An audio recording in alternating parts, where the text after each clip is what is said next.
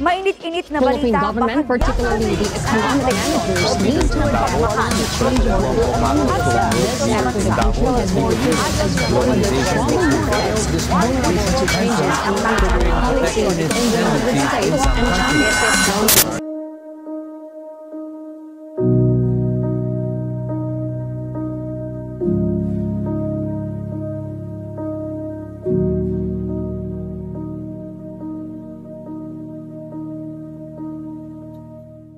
Hi, we are Group 2. For this short documentary, gusto naming sagutin kung paano nga ba nagkikita ang globalisasyon dito sa loob ng Isabela State University campus.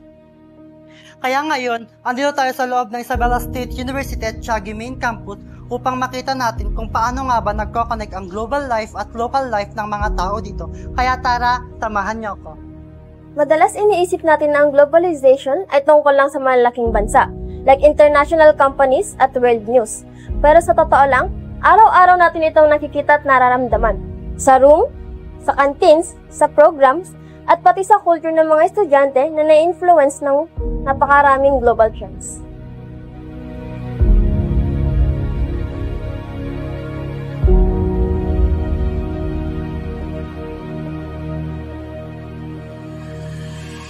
Isa sa pinaka-obvious na signs ng globalization sa campus ay ang technological usage, lalo na sa pag-aaral ng mga estudyante. Habang klase or kapag asynchronous learning, gumagamit tayo ng global platforms tulad ng Google Meet, Zoom, Google Classroom, YouTube, Messenger, Canva at online modules na ginagamit din ng students all over the world. Pati sa paggawa ng mga assignments at research, karamihan ng sources natin ay international. Ibig sabihin, kahit na nasa campus tayo, connected pa rin tayo sa global digital world. Globalization not just happens sa loob ng classrooms. Even sa canteen, inside the campuses, present ang globalization. Marami sa binibili natin pagkain and drinks ay galing sa ibang bansa. Makikita dito ang snacks and beverages ay imported. See? Even a simple break time pero may global trade na kasama. Kasama rin ang environmental matters as an aspect of globalization. Cleanup drives, waste segregation at tree planting activities ng school ay parte ng global movement for sustainability.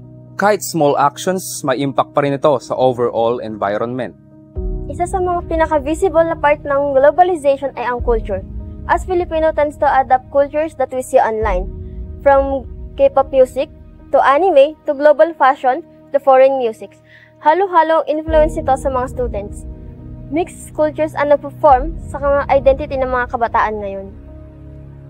Kita rin ang globalization during classroom discussions. Kapag tinatalakay ng mga prof ang role ng Pilipinas bilang parte ng ASEAN, mas naiintindihan natin kung paano tayo nakipag-cooperate sa mga bansa sa Southeast Asia.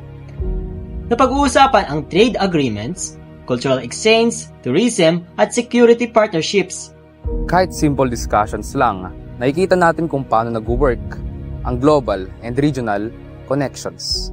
Sa impact ng globalization, basically, we have so many programs and activities na international ang level. So internationalization is one great impact or effect ng globalization in the campus. Nangyayari, the school is basically sending teachers, professors, and students to other schools and universities outside the Philippines. That is basically building connections and integration or relationship and building better relationship with other universities. Example, research and extension and exchange of students. Basically, lumalawak yung network ni ISU because of internationalization of activities and sending students and faculty as well, doing research and some other things in connection to other universities. Marami, when it comes to global trends, number one, yung our students are basically adapting some other culture, and it is perfectly fine that they have a Filipino culture tapos they are adapting some other culture. That is one great example.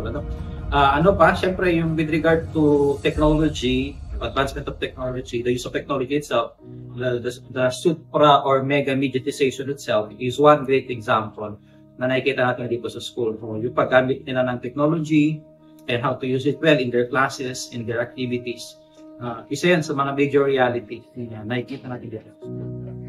we live in 21st century na kasi, so yung paraan ng pamumuhay natin is mas modernized na siya kumpara noon. So, yung university naman natin is nakakasabay naman sa pagbabago na yon kasi nagkaroon naman na tayo ng online website which is yung Sacarias na tumulong sa mga students na mas mapadali na ma-view nila yung grades nila, and as well as for regular students, mas convenient na rin yung pag-enroll kasi tap mo lang, enrolled ka na, unlike dati na kailangan pipila ka pa, so mas pinapadali niya yung process.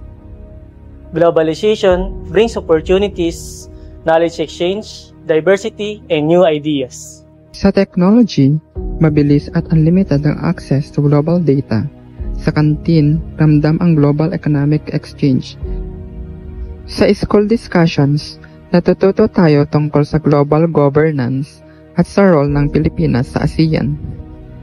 At sa environmental activities, kasama tayo sa global sustainability movement. At sa culture, hinahalo-halo na ang influences from around the world. Ibig sabihin, kahit local setting tayo, part tayo ng mas malaking global community. So ang globalization in summary is hindi lang siya konteksto or nakikita natin sa mga libro, kundi ito ay nangyayari sa atin araw-araw. Hindi sa ating school, lalo na we experience globalization. And that's all for today, and see you on our next meeting. It is a responsibility of students na gamitin ang global resources wisely, being respectful sa iba't ibang kultura, being updated sa world issues, at being maingat sa environment. In a connected world, every student becomes a bridge between cultures, generations, and possibilities.